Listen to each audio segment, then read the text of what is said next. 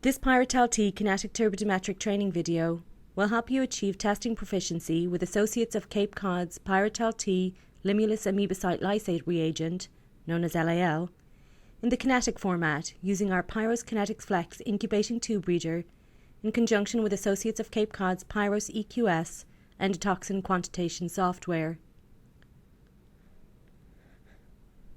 Prior to running the assay, ensure that you have all of the materials necessary to achieve a successful test. These include control standard endotoxin, CSE, LAL reagent water, LRW, buffers, pyrosol and glucoshield, dilution tubes, borosilicate reaction tubes, pipette tips and syringe tips such as Eppendorf combi tips. All accessories and reagents should be certified free of interfering levels of endotoxins and glucans, such as those available from Associates of Cape Cod's PyroClear line of disposable products. Pipettes will be used for transfer of liquids at various volumes. A vortex mixer will be used for mixing solutions used during testing. Parafilm will also be needed to cover the tops of containers. Test tube racks are needed to hold the dilution tubes. Racks for reaction tubes are supplied with the Pyros Kinetix Flex. These products have to be purchased separately. They are not supplied with the Pyrotell T reagent. Associates of Cape Cod's Pyrotell T LAL reagent is used to quantify endotoxin in kinetic turbidimetric tests. Enclosed in each Pyrotell T package is the instruction for use.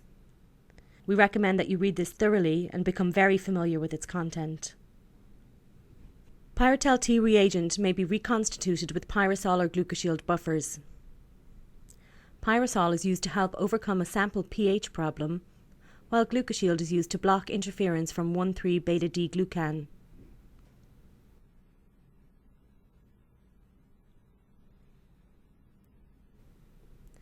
Turn on the Pyros Kinetix Flex. The display indicates that the instrument goes through a warming cycle and the LED lights next to each well are orange. Allow enough time for the instrument to come to 37 degrees Celsius. The LED lights turn to red.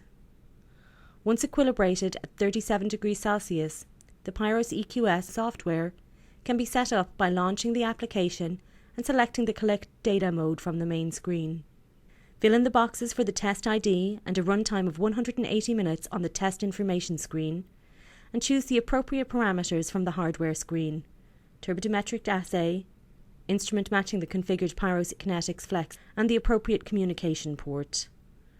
The software then goes through a set of commands confirming the communication with the instrument. After establishing communication, you may set up the well descriptors for the negative controls, the standard curve, and the samples as shown.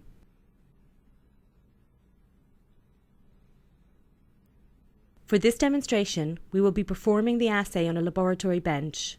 A biosafety cabinet is recommended when working with infectious samples. All of the accessories, including pipettes, tips and parafilm, should be easily accessible within your workspace. Organize your workspace to allow for easy movement and to limit contamination events.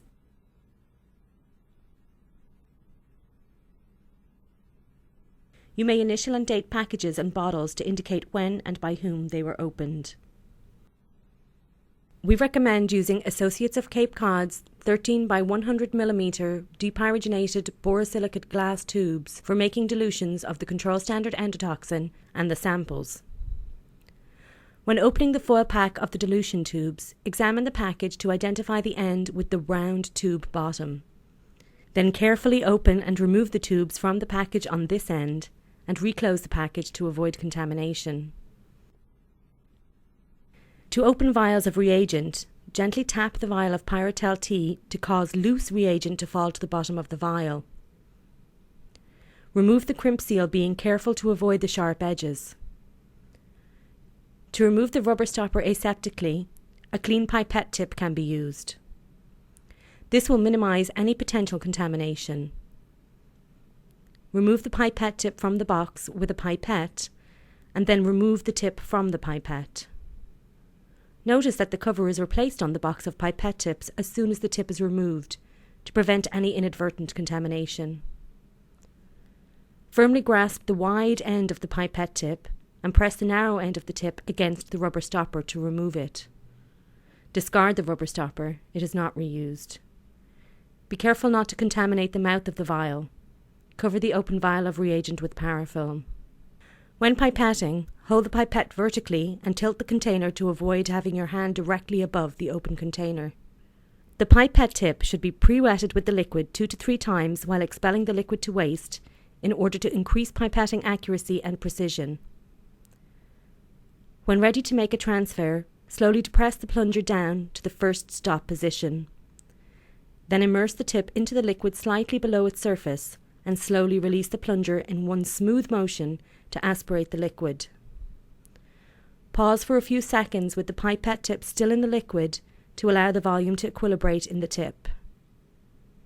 Withdraw the tip out of the liquid and check it for drops on the outside of the tip or at the orifice. If there are no visible drops, move the tip to a clean tube. Touch the tip against the wall of the receiving tube at an angle of about 30 to 45 degrees and press the plunger down steadily into the first stop position. Immerse the tip slightly, if possible, and push the plunger all the way down to the second stop position to force the air through the tip and expel the remaining liquid. Remove the tip from the solution and release the plunger. Discard the tip. If necessary, any drops on the outside of the tip can be removed by carefully touching against the inner side of the vessel. Always use a new tip to measure and to transfer different samples and/or different sample dilutions. Avoid moving your hands over any open containers. We strongly suggest replacing covers and/or using parafilm as barriers to contamination. Ensure that the side of the parafilm facing the paper backing is the side applied to the top of the vials, test tubes, and containers. Generally speaking, it is not necessary to use gloves for endotoxin testing. However, ensure that you follow your company's policy on wearing personal protective equipment. If gloves are required or desired, such as when working with toxic or infectious samples, use unpowdered gloves. Ensure that aseptic techniques are always utilised, even when wearing gloves. Throughout this demonstration, we will point out additional aseptic techniques that will help to minimise potential contamination events.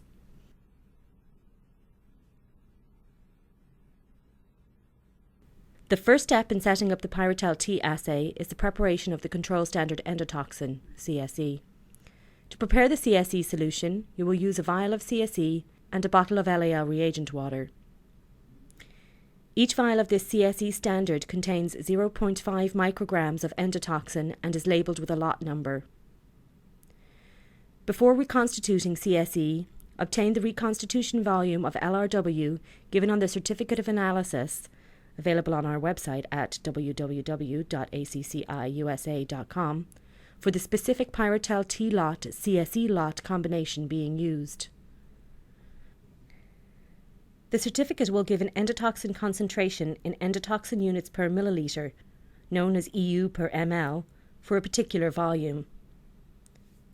Prior to opening the CSE vial, the vial may be initialed and dated. Start by removing the aluminum top and the rubber stopper from the vial. Discard both. Avoid any contact with the tops of the vial. Using a pipette, add the volume of LAL reagent water specified on the Certificate of Analysis, or C of A, to the vial of CSE. Use parafilm to cover the CSE vial. Vortex the CSE vial for 1 minute at 5 to 10 minute intervals over 30 to 60 minute period in order to reconstitute the CSE properly. Once reconstituted, each vial of CSE may be used for up to 28 days when stored at 2 to 8 degrees Celsius.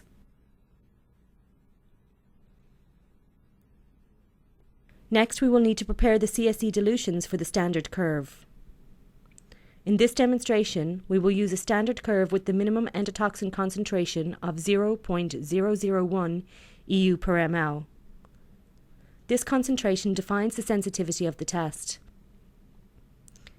The standard curve will have a total of 6 concentrations: 0.032, 0.016, 0.008, 0.004, 0.002, and 0.001 EU per ml.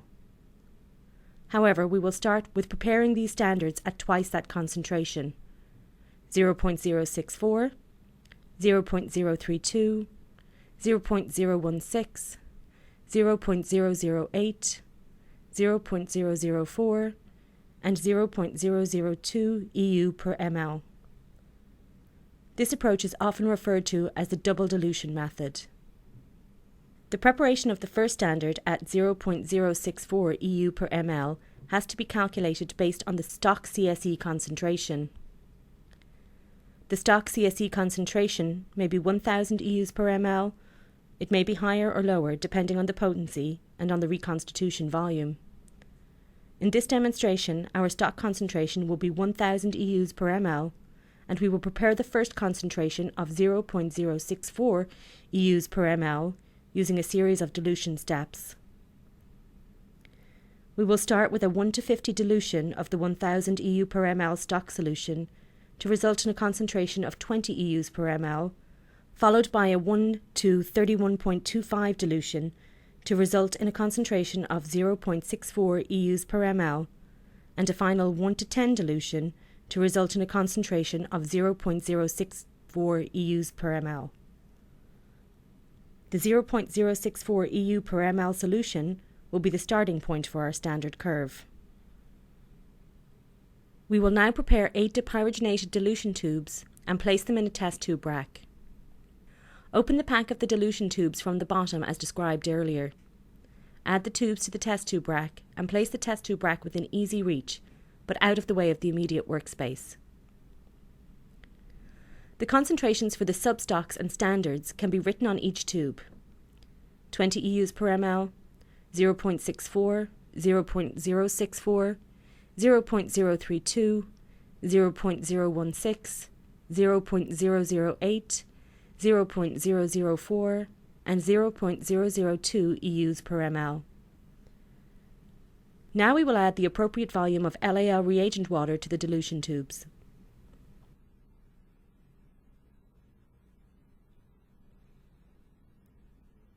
Carefully pipette 2.45 milliliters of LRW to the dilution tube labelled as 20 EU per ml.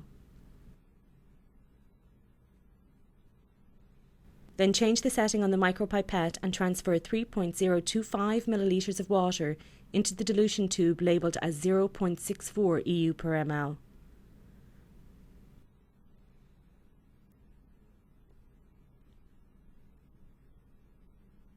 Next, transfer 3.6 milliliters of LRW to the tube labelled as 0.064 EU per ml, and 2 milliliters of LRW to the 5 remaining dilution tubes, labelled as 0.032, 0.016, 0.008, 0.004, and 0.002 EU per ml.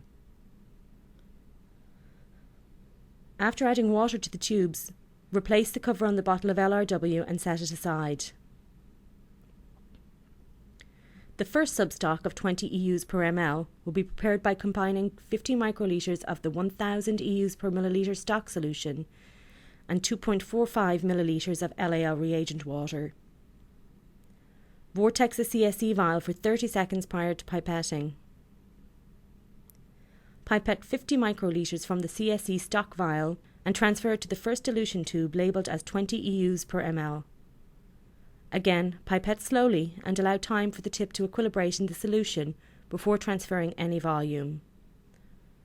Once this is done, the tube labelled 20 EUs per milliliter will have a total volume of 2.5 millilitres. We cover the CSE vial with parafilm and store it at 2 to 8 degrees Celsius. The second substock of 0.64 EUs per ml will be prepared by combining 100 microlitres of the 20 EU per ml substock and 3.025 millilitres of LAL reagent water. Now we vortex the 20 EU per ml tube vigorously for at least 15 seconds before pipetting.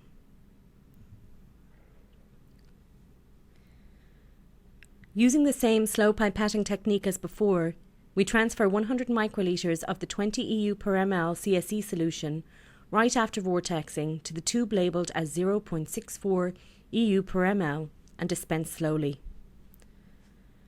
You will note that we did not cover the dilution tubes prior to vortexing.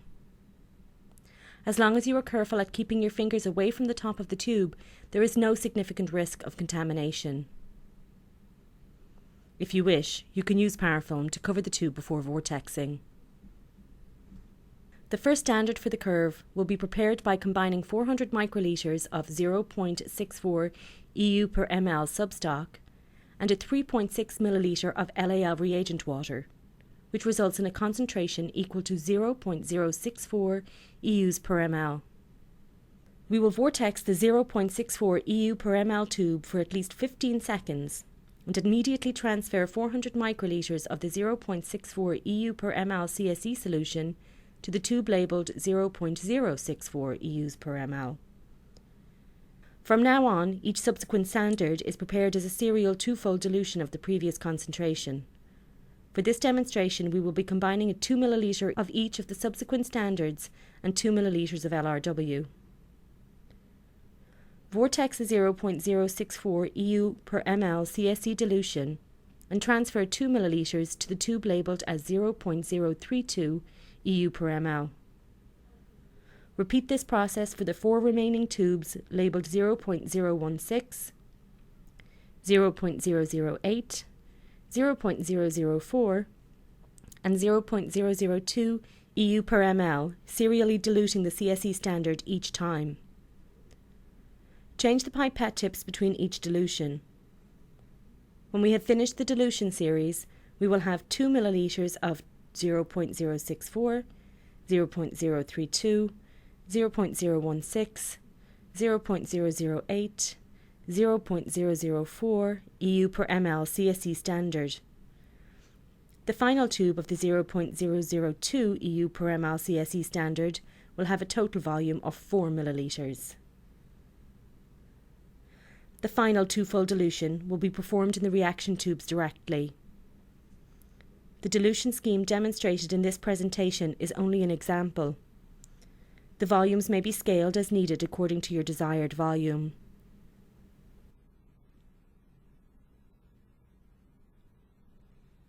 Next, we will set up the sample.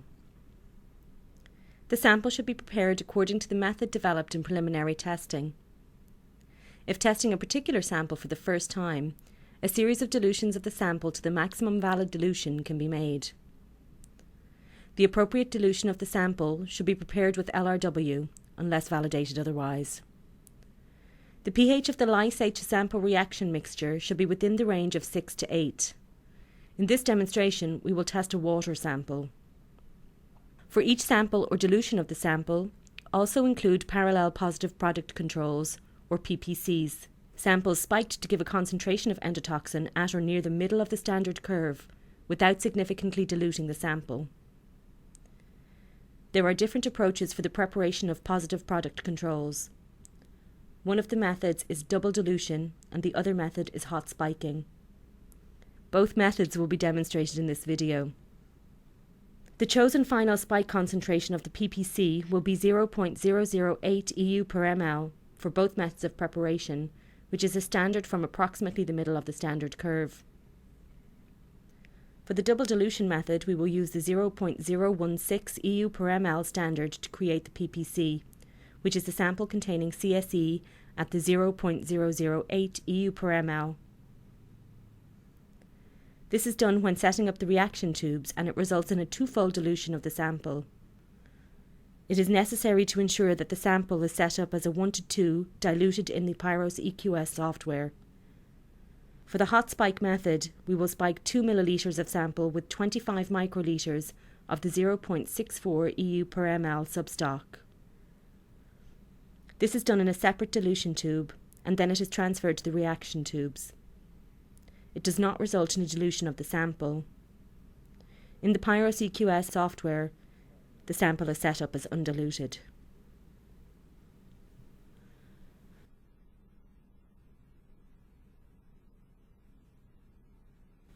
Now we will transfer the negative controls and the CSE standards into the reaction tubes.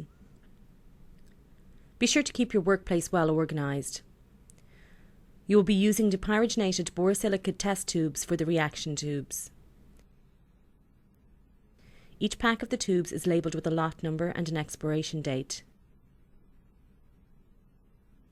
Take care when opening the pack and remove tubes with the bottoms facing up. Pick up each reaction tube in the middle of the tube to avoid contamination. Add the tubes to the rack one by one and place the rack within easy reach, but out of the way of the immediate workspace. Minimise the handling of the tubes to prevent contamination. The tubes remain uncovered, thus you will need to utilise good aseptic technique to avoid contaminating the tubes.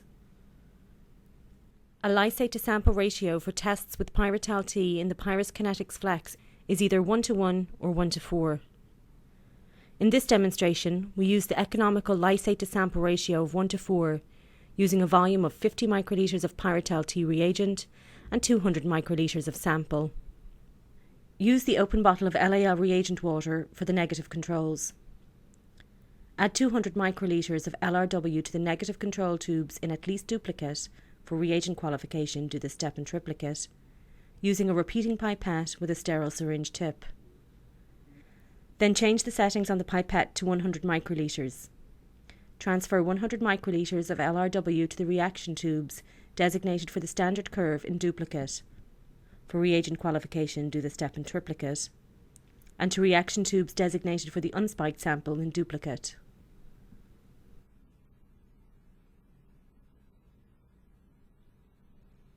Vortex the CSE standard 0.002 EU per ml for at least 15 seconds immediately before transferring 100 microlitres of the standard to the designated reaction tubes. Again, pre-wet the tip first and pipette slowly to increase precision. Allow the pipette tip to contact the inner wall of the tube, which ensures efficient transfer of the standard. Since the reaction tubes are not labelled, it is important to remember the exact location of each standard. Note that the 0.002 EU per ml's concentration results in a twofold dilution in the reaction tube to 0.001 EU per ml, the desired sensitivity of the assay, as we combined equal volumes of standard and LRW. Repeat the same for all of the remaining standards from the lowest to the highest concentration.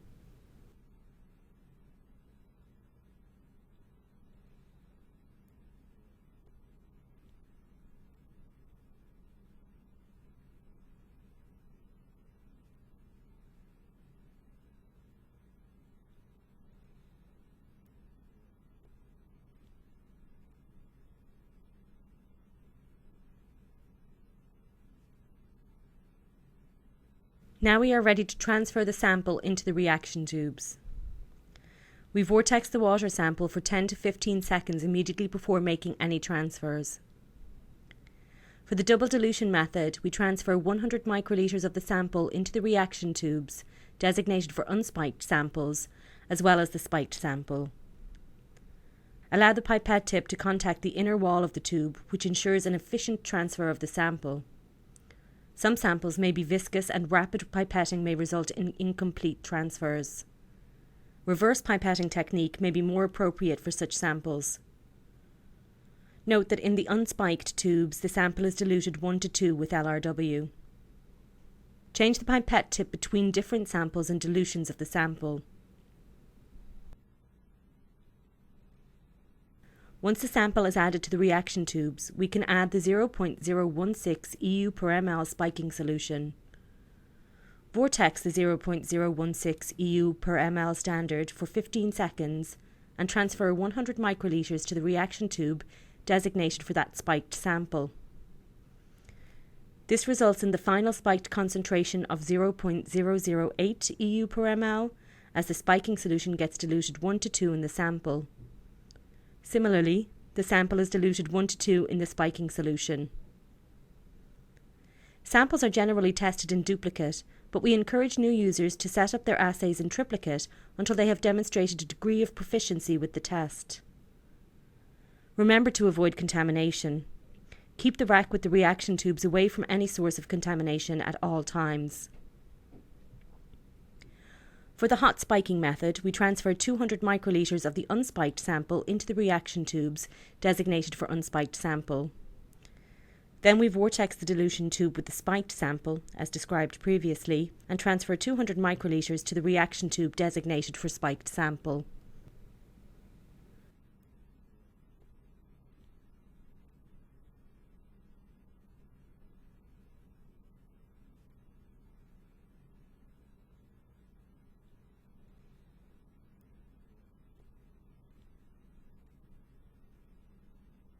Now we are ready to reconstitute the Pyrotell T reagent.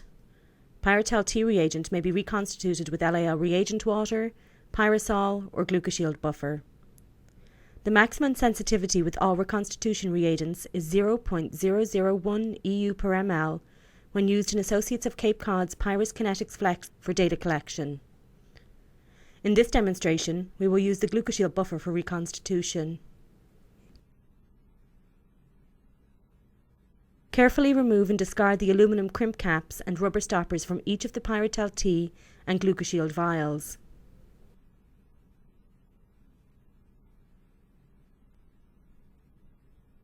After wetting the tip with glucoshield buffer, carefully pipette 5 ml of the glucoshield buffer into the vial containing the Pyrotell T reagent. Cover the vial of Pyrotell T reagent with parafilm and gently mix the contents in the vial as demonstrated. Do not vortex Pyrotell T under any circumstances. Set the reagent aside at room temperature. The lyophilized pellet may take a few minutes to go into solution. Therefore, reconstitute the Pyrotell T reagent at least 5 minutes prior to use. Once reconstituted, the Pyrotell T reagent may be stored at 2 to 8 degrees Celsius for up to 24 hours. Pyrotell T reconstituted in the glucoshield buffer cannot be frozen. Pyrotell T reconstituted in LRW and pyrosol buffer can be frozen once. If frozen immediately after reconstitution and held at or below -20 degrees Celsius, it will retain its activity for 3 months.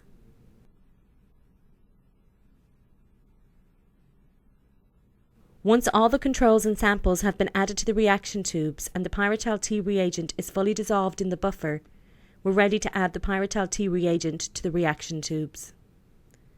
For this step, we'll use a repeating pipette with a sterile syringe tip. When the tip is placed onto the pipette, make sure not to touch or contaminate the tip.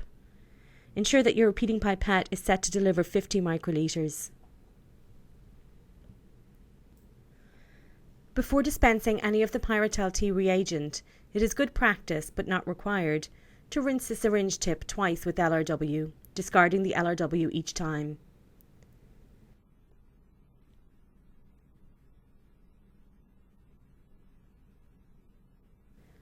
If the tip has been rinsed with LRW, ensure that all the water has been expelled completely. Then draw up the Pyrotell T reagent into the syringe tip. Point the syringe tip against the inside wall of the vial and expel the reagent slowly back into the vial to allow gentle mixing. Performing this step too quickly can cause undesirable foaming of the reagent. Then slowly draw up the Pyrotell T reagent into the syringe tip again. To eliminate any bubbles from the tip, dispense 1 volume of the reagent back into the vial before adding Pyrotell T to the first reaction tube.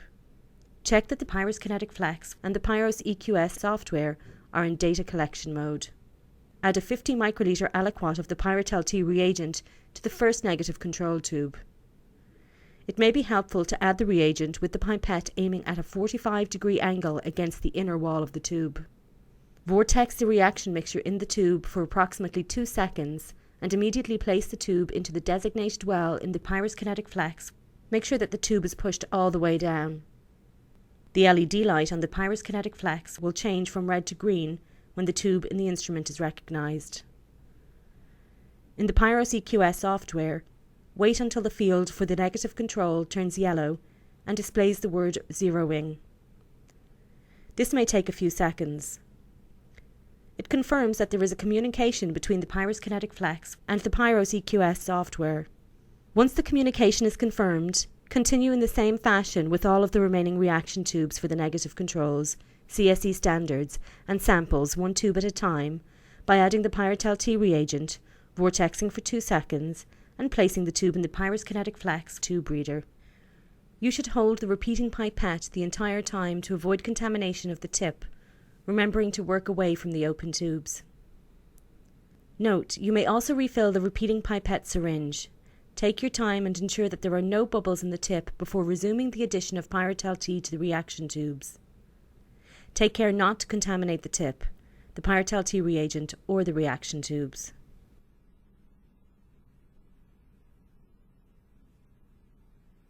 The Pyros EQS software allows you to view the optical density or OD readings for each well individually. There are different formats in which it is possible to view the data while the assay is in progress, which is accessible via the View tab on the main screen. Graphic circle. This screen allows the user to see which wells have tubes inserted in them, and for each well containing a tube, to see the mini plots of the kinetic reaction on the screen. It is possible to enlarge the plots individually or to view plots of several selected wells. Standard curve regression plot. This option allows plotting the selected standard curve after all the standard replicates have reached the required onset optical density, or OD, for the assay. This is an example of what a typical setup would look like within the Pyros EQS software. You can observe the kinetic values changing as readings are taken over the runtime. At the end of the runtime, the Pyros EQS software will automatically terminate data collection and switch to analysis mode using the onset OD of 20 milliabsorbance units.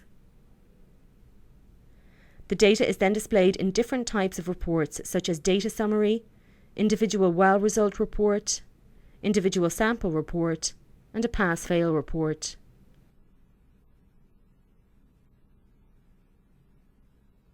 We hope that the preceding video has provided useful assistance in your preparation for your successful running of Pyrotell T turbidimetric kinetic assay in your Pyros Kinetix Flex incubating kinetic tube reader.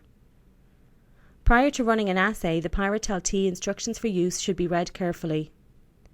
If you wish to obtain any additional information on any aspect of the Pyrotell T assay, we encourage you to contact Associates of Cape Cod's Technical Services Department, either by phone at 508-540-3444 or by email at techservice@accciusa.com.